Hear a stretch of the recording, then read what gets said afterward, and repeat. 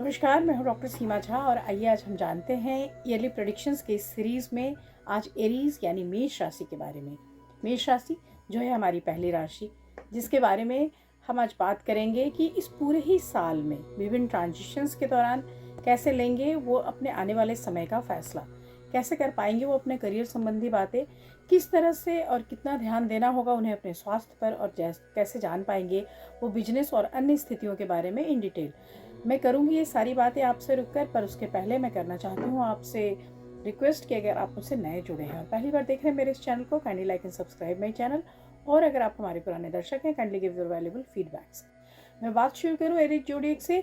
और एरीज जोडिएक की अगर मैं बात करती हूँ ईयरली प्रेडिक्शन में, तो निश्चित रूप से मैं इसके कई डिविजन्स आपको बताऊंगी। लाइक हम बात करेंगे करियर प्रॉस्पेक्ट की, हम बात करेंगे आपके स्वास्थ्य की, हम बात करेंगे आपके लव लाइफ की, हम बात करेंगे आपके आर्थिक या वित्त की स्थितियों की। सो इन डिटेल हम बात करेंगे हम बात करेंगे आपके आने वाले जीवन की। चलिए मैं बात शुरू करती हूँ, और बात शुरू करती हूँ सबसे पहले ट्रांजिशंस को लेके। So this year is very important in the sense of planetary transitions. जो एस्ट्रोलॉजिकल मूवमेंट्स हैं, अगर हम उसकी बात करते हैं तो यह साल काफ़ी इंपॉर्टेंट रहने वाला है, क्योंकि जो बड़े ग्रह हैं जो लगभग 2.5 सालों के बाद या 1.5 सालों के बाद अपना ट्रांजिशन लेते हैं, वो यह ईयर होगा। सो 2025 में वी आर गोइंग टू सी कि यहाँ पे शनि लेंगे ट्रांजिशन और वो जाएंगे मीन राशि में, यहाँ पर राहु लेंगे ट्रांजिशन, यहाँ पर केतु लेंगे ट्रांजिशन, और वो क्रमशः कुंभ और हमारी 5वीं राशि यानी सिंह राशि में जाएंगे। केतु सिंह में जाएगा और राहु हमारा कुंभ में जाएगा। साथ ही हम देखेंगे ट्रांजिशन इस साल शनि का, शनि जाएंगे पाइसेस यानी जल राशि मीन में। तो ये सारी स्थितियाँ कैसे बदलेगी, हम मार्च ऑनवर्ड्स ये ट्रांजिशंस देखेंगे। मार्च के बाद मई में हम अन्य ट्रांजिशंस को देखेंगे, और इसकी वजह से यह जो पूरा साल है ये क्रमशः 2 भागों में बढ़ जाएगा। यानी साल के पूर्ववर्ती स्थितियों को हम पश्चिमवर्ती स्थितियों से डिफ्रेंशिएट कर सकते हैं। So now I am going to tell you about the differences. तो मैं बात करूं अगर आपके सबसे पहले पेशेवर जीवन की, तो कार्य क्षेत्र के हिसाब से this is not very good time for you people, क्योंकि यहाँ पे मेष राशि के जातकों को शुरू के 3 महीने करना पड़ेगा स्ट्रगल, और बेहद स्ट्रगल। आपको अपने रिकग्निशन के लिए भी करनी पड़ेगी कोशिश, और वह कोशिश रंग लाएगी अगर आप करेंगे बहुत ईमानदारी से मेहनत। नहीं तो ऑफिसेस में और उन प्लेसेस पे, ख़ास तौर से जहां आपको अपनी स्थिति बनानी है, उन प्लेसेस पे आपको थोड़ी सी मुश्किल आन पड़ेगी। इन मुश्किलों की अगर मैं बात करती हूँ तो मैं कह सकती हूँ कि जो स्थितियां हैं वो स्थितियां इस तरह से बनेंगी कि अगर आपने ढंग से चीज़ों की डिटेलिंग नहीं की, तो उन डिटेलिंग की वजह से, आपके कलीग्स की वजह से, उनकी हो रही राजनीति की वजह से कहीं ना कहीं आप इसके शिकार बनेंगे। साथ ही मैं कह सकती हूँ कि आपके लिए स्थितियाँ और कम्प्लेक्स हो जाएंगी अगर आपने अपने बॉसेस का कहना नहीं माना या आपने उसके हिसाब से वर्क नहीं किए। लेकिन जो बिजनेस पर्सन है उनके लिए स्थितियाँ ठीक रहेंगी। तो 29 ऑफ मार्च तक अगर मैं बात कर रही हूँ, तो 29 ऑफ मार्च तक स्थितियाँ उनके लिए ठीक है, पॉजिटिव है, स्मूथ गोइंग है।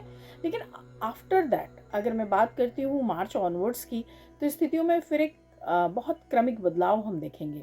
यानी हम बदलाव देखेंगे कि पेशेवर जीवन में आपकी जो उपस्थिति है और उस उपस्थिति का जो इम्पोर्टेंस है, वो इम्पोर्टेंस पहले के सालों के मुकाबले यह साल आपको कम देता दिखाई दे रहा है।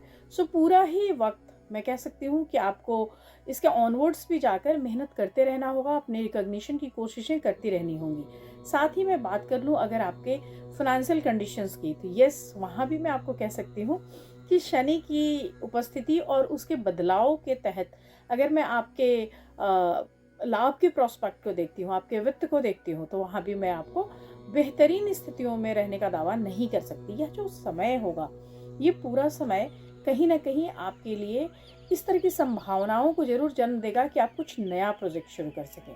सो नए प्रोजेक्ट्स की आमद दिखती है, कोई नई दिशाओं में लर्निंग दिखती है।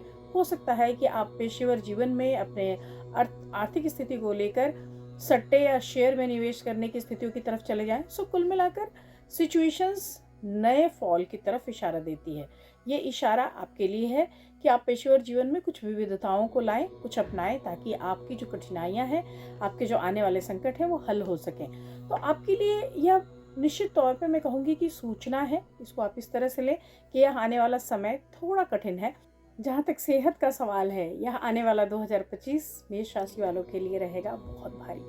आपको देना पड़ेगा ध्यान अपने स्वास्थ्य पर, क्योंकि यह जो परिस्थितियां हैं जहां राहु की स्थितियों को हम देख रहे हैं, जुपिटर को के ट्रांजिशन को देख रहे हैं और देख रहे हैं शनि के बदलाव को, ये सारी स्थितियां करने वाली है आपको स्वास्थ्य की समस्याओं से दो चार।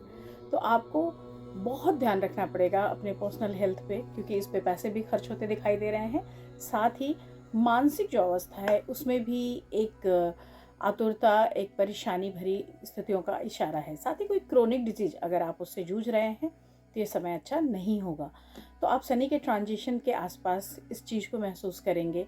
और पूरे ही साल अगर आप नियमित तरीके से अपने स्वास्थ्य की देखभाल करें, मेडिटेशन करें और दें ध्यान अपने खान पान पर, तो निश्चित रूप से स्थितियों का कर सकते हैं आप सामना, चीज़ें हो सकती हैं बेहतर। इसके साथ मैं आपको कहूँगी कि अगर हो सकता है तो पूरे ही साल शनि का जाप करते रहें गुरु का जाप, और राहु और केतु के लिए भी अगर आप कर सकते हैं मंत्रोच्चार, तो निश्चित रूप से संभावनाएं बेहतरीन स्थितियों की ओर इशारा करेंगी। यह साल 29 मई ऑनवर्ड्स की अगर मैं बात करूंगी, यानी सेकेंड या latter half of the year is good for you, क्योंकि वहाँ परेशानियाँ थोड़ी कम होंगी, स्थितियाँ धीरे धीरे उत्तरोत्तर बेहतर होती जाएंगी और अक्टूबर ऑनवर्ड सिचुएशन और अच्छा होगा जब हम ग्रहों के गति में एक बदलाव देखेंगे। हालांकि जो हमारे 5 छोटे प्लैनेट्स हैं, जैसे मैं बात कर लूँ सूर्य का, शुक्र का, बुध का, मंगल का, तो ये सारे जो ग्रह हैं ये मंथली, बाई मंथली या ट्राई मंथली ट्रांजिशंस लेते रहते हैं और उसकी वजह से भी कई सारे परिवर्तन होते रहते हैं।